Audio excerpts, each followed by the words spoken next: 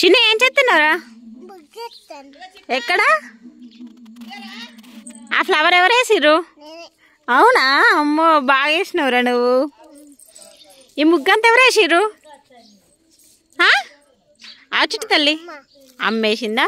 నువ్వు mummy help చేస్తున్నావా?